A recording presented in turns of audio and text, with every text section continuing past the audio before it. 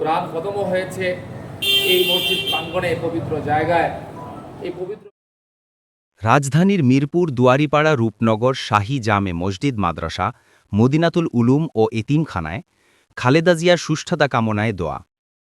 রাজধানীর মিরপুর দুয়ারিপাড়া রূপনগর শাহী জামে মসজিদ মাদ্রাসা মদিনাতুল উলুম ও এতিমখানায় ঢাকা মহানগর উত্তরের সদস্য মোহাম্মদ আমজাদ হোসেন মোল্লা এর উদ্যোগে এবং স্থানীয় নেতৃবৃন্দের সহযোগিতায় বিএনপি চেয়ারপারসন ও সাবেক প্রধানমন্ত্রী বেগম খালেদা জিয়ার সুস্থতা ও রোগমুক্ত আরোগ্য কামনায় দোয়া ও মিলাদ মাহফিল অনুষ্ঠিত হয়।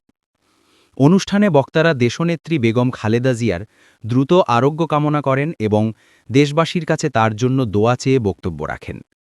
স্থানীয় মুসল্লি, মাদ্রাসা শিক্ষার্থী, এতিমখানা শিক্ষার্থীরা দোয়ায় অংশ নেন।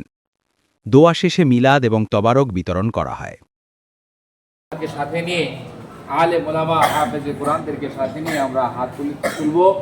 আমরা সবাই প্রাণ খুলে দোয়া করব। দোয়া করতে হইতেছে অন্তর থেকে দোয়া করা। দোয়াটা যেন একদম অন্তর থেকে হয়, রবের সাথে কথা বলা হয়। আমরা এই দোয়া সাধারণভাবে আমরা যেভাবে করি, করলাম, দেখাইলাম, এরকম না। প্রাণ খুলে আমরা দোয়া করি জননেত্রী বেগম খালেদা জিয়ার জন্য। আল্লাহ যেন তাকে সুস্থতা দান করে, শেফা দান করে। আলহামদুলিল্লাহ রাব্বিল আলামিন।